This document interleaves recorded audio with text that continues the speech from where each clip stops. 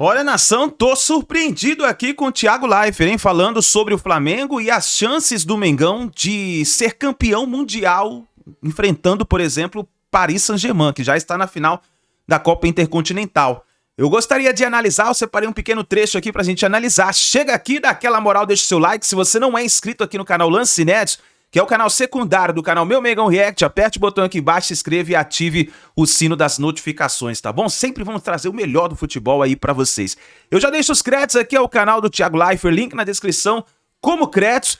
Vamos lá, vamos ver o que ele falou do Flamengo e o Mengão na Copa Intercontinental. Que corrobora aí com uma outra tese, um outro vídeo que eu fiz ontem, que eu acho que faltava ao Flamengo essa Libertadores. Porque quando a gente fala de dinastia, ou de dinastia pode ser um exagero, uma palavra muito forte, mas de domínios, né? O Flamengo tá num período de domínio. Tá, beleza, dividindo o protagonismo ali com outros clubes, mas agora o Flamengo tem 3 títulos em 7, tem 4 finais em 7 possíveis. O Boca teve 4 títulos em 8. Se o Flamengo ganhar o próximo ano, já equivale o Boca do início dos anos 2000, que é o maior bicho-papão de brasileiros, que é o time que bastou aquele período ao Boca para ele ficar 10 anos ainda sendo temido.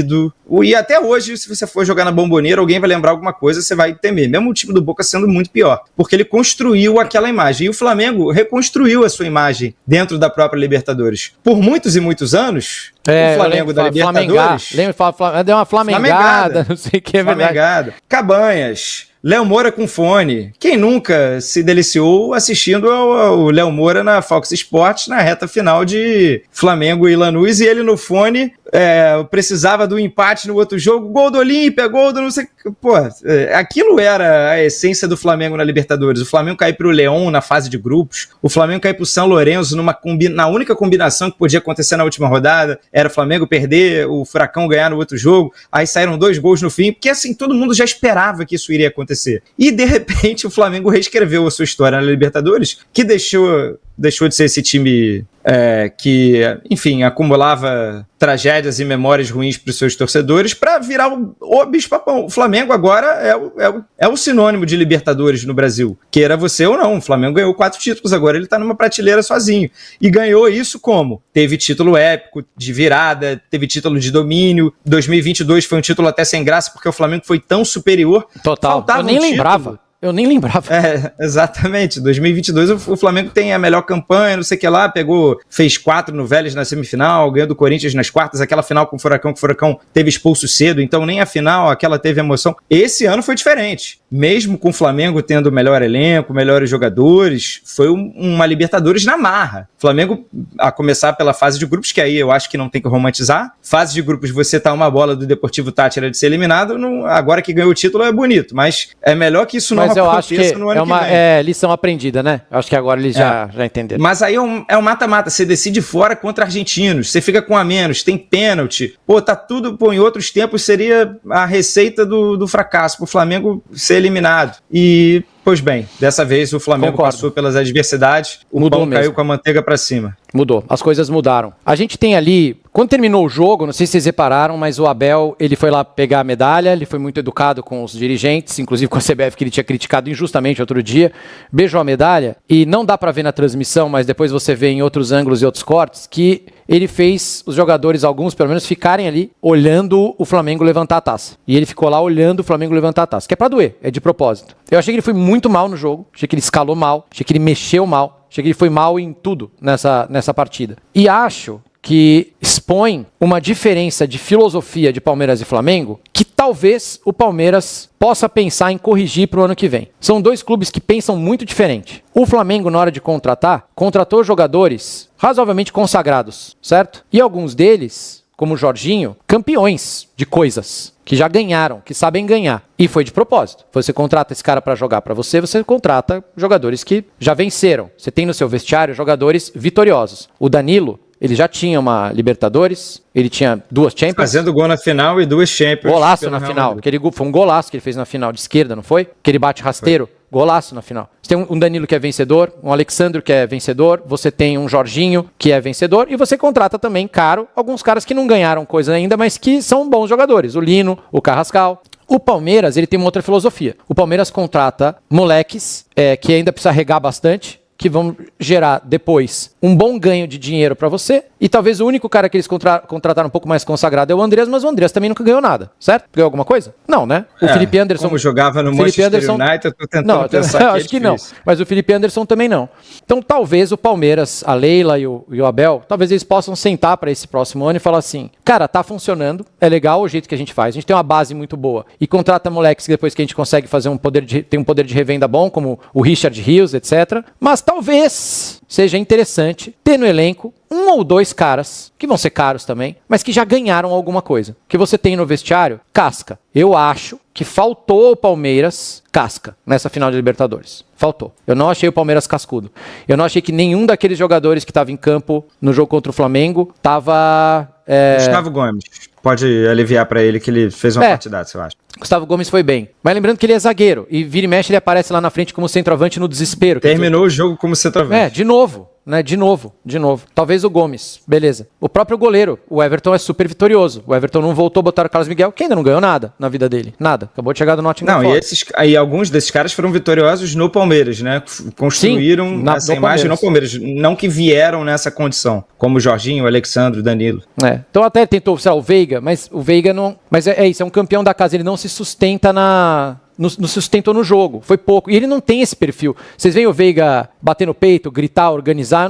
Eu vejo ele quieto quando a câmera busca o Veiga muitas vezes. Eu posso estar errado, pode ser um erro de corte do diretor. Mas eu não vejo isso. E achei então que o Flamengo estava mais cascudo. Quando você olhava a escalação para um jogo final, jogo único, tinha mais jogadores com probabilidade de te entregar uma final do que a escalação do Palmeiras. Tô viajando muito, chat. O que vocês acham? O que você acha, Canedinho? Esse é um perfil. Enfim, eu acho legal identificar, né? Existe de fato uma diferença na política de contratações de Flamengo e Palmeiras. Acho que não tem certo e errado. Acho que, inclusive, o equilíbrio sugerido por você é ótimo. Acho que falta ao Flamengo jogadores mais jovens, porque o Flamengo é um dos que menos revende, justamente porque ele já contrata o jogador pronto ou numa fase já final, e o Palmeiras tem uma revenda ou ele tem mais tempo do jogador com ele, mas pode chegar nessa decisão e faltar um cara. Eu tô com você, assim, o Jorginho, saiu um noticiário que ele foi oferecido ao Palmeiras também nessa volta ao Brasil e acabou parando no Flamengo. Não sei até que ponto o Palmeiras rivalizou com o Flamengo por essa contratação.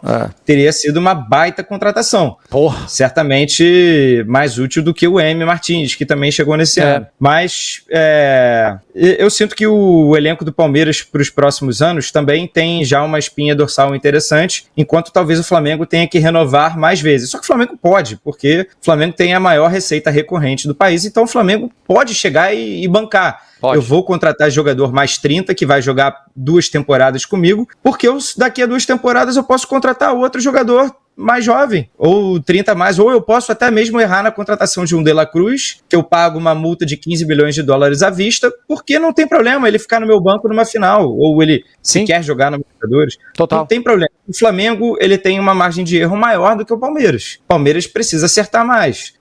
O diagnóstico é que os pontas não funcionaram tão bem nesse ano e que o Palmeiras precisa de mais um volante e de zagueiro passador, porque também é um pouco de agonia os zagueiros do Palmeiras já de uns tempos pra cá, né? O Murilo tava doidinho pra entregar, coitado. Quase, a jogada era muito parecida com a do Andreas, inclusive, mesma coisa, a titubeada no passe e na defesa, né?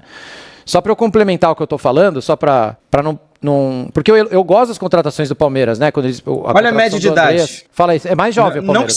Não que seja um problema. O PSG acabou de ganhar a Champions com a sua menor média de idade da história. Mas conversa com o que a gente tá falando aqui, chega de repente na hora H, precisa de alguém para bancar.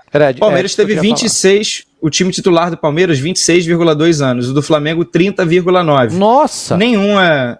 não tem... é uma diferença. Caraca, muita diferença. Não tem certo e errado, mas o que eu tô querendo dizer? Eu acho que quando você tem uma mescla melhor ali, então, de jogadores um pouco mais cascudos, eu acho que você aumenta a sua probabilidade de ganhar, principalmente quando as coisas não estão a seu favor. Acho que faltou falar isso da outra vez, dessa minha última fala. E as coisas não estão a favor do Palmeiras. Foram 5 jogos que eles fizeram 2 gols. É isso? 2 gols no Grêmio. E depois outros jogos sem fazer gol nenhum. Não fez gol no Flamengo. Então são 6 jogos, né, Chapéu? O recorde do Mirassol mais pra trás, né?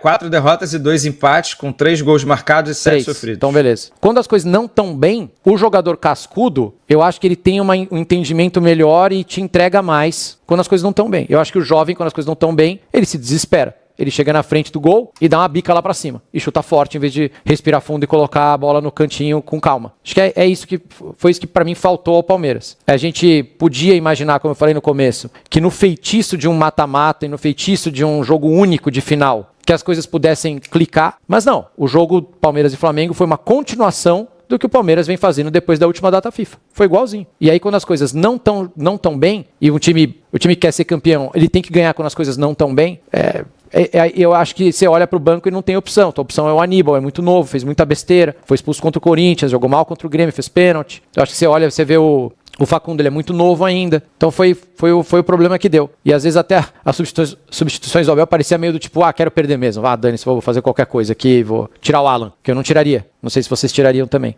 Tirou cedo, né? Foi na primeira leva de substituições. Teria deixado, botava ele mais na frente até e botava alguém pra defender aqui atrás e botava mais na frente, sei lá, pra tentar fazer alguma coisa diferente. E acho que isso resumiu. E do lado do Flamengo, já elogiamos a política e tudo de contratação, mas eu acho que é indiscutível. Grandeza de time, eu meço por tamanho da torcida, paixão, não meço por estrutura física, não tem estádio, não importa pouco. E número de títulos. E eu acho que fica muito difícil não dizer que o Flamengo é hoje o maior time do Brasil. Acho que tinha o Flamengo e o Corinthians, número de torcida, não sei o quê, mas eu acho que só pegar esse recorte dos últimos anos, o salto que o Flamengo deu, são 4 Libertadores, podendo ter o 9º Brasileirão, aí são 9, né? São 8 para 9 agora, na quarta-feira, podendo ter o 9º, 9 brasileiros.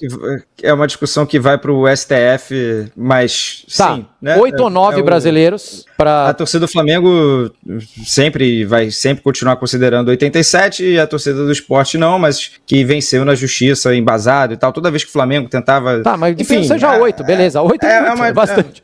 8 é bastante. Tá, 8. Digamos que seja 8, então. 8 ou 9, mais 4, 5 Copas do Brasil, o Cruzeiro tem 6, 5 Copas do Brasil, com a torcida que tem, com o dinheiro que tem, é muito difícil hoje você chegar para alguém e perguntar qual é o maior time do Brasil e não falar Flamengo. Tem que fazer um esforço enorme de reportagem. Tem que dobrar o cérebro no meio para hoje não dizer que o Flamengo é o maior time do Brasil. O que vocês acham, chat? Os caras, vocês são muito clubistas, meu Deus do céu. Falta só um Mundial pro Palmeiras, tá dizendo?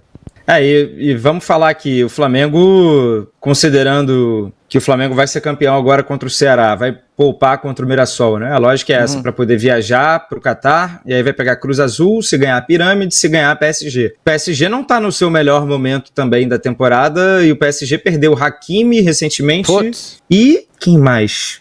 Hakimi? 2 lesões graves dentro do elenco que não vem jogando pelo PSG. É óbvio, não sei qual valor também vai dar o PSG, mas o brasileiro se ganhar, e dá pra ganhar. Dá, ué. Vai pegar Cruz Azul, é isso? Depois Pirâmides do Egito, se não me engano, né? Cruz Azul dia 10. O elenco vai chegar cansado. Pirâmides, mas de novo, você tem jogadores cascudos ali. Você tem um elenco cascudo. Desirê Doué, Hakimi. Perdeu o Doué? Mas tudo bem. Desirê Doué e Hakimi. Eles têm muita qualidade lá no PSG também. Se o Flamengo tem chance nesse Intercontinental? Tem. E aí eu quero combinar com vocês. Promessa do dedinho. Alô, chat. Alô, Canedinho. Promessa do dedinho. Se o Flamengo vencer o Intercontinental, nós vamos considerar o Flamengo campeão mundial? Sim ou não? Promessa do dedinho. E aí eu vou falar, regra da live. Se você disser não... organizada pela FIFA. Se você disser não, tem que tirar todos os títulos do meu tricolor também. Se você disser não. Se você disser sim, eu consigo validar os títulos da Toyota Cup. Vale como mundial, sim ou não? Pra mim vai valer. Tem que valer. Então tá bom. Então, beleza. Pra mim vai valer, tá? Nesta live vai valer. Pela FIFA. A diferença é que se algum brasileiro um dia vier a ganhar a Copa do Mundo de Clubes, aí ela tem que ter um peso maior. Ele é um super campeão mundial. Tem que aí se discute quantos vale do outro. Concordo. Criou-se uma nova categoria, na minha opinião, que é a Copa do Mundo de Clubes, certo? É isso. Criou-se uma nova categoria, que vale mais do que o Intercontinental. Mas o Intercontinental, pra mim, é campeão mundial. Você vai jogar contra o campeão da Champions, se você chegar na final, que foi o PSG, que amassou a Inter de Milão, e o campeão da Libertadores da América. Então é o time que está tentando ser o melhor time do mundo neste recorte desta temporada. O melhor time do mundo na temporada que termina em 2025. Então, pra mim, nesta live vai valer como mundial. Fechou? Estaremos aqui?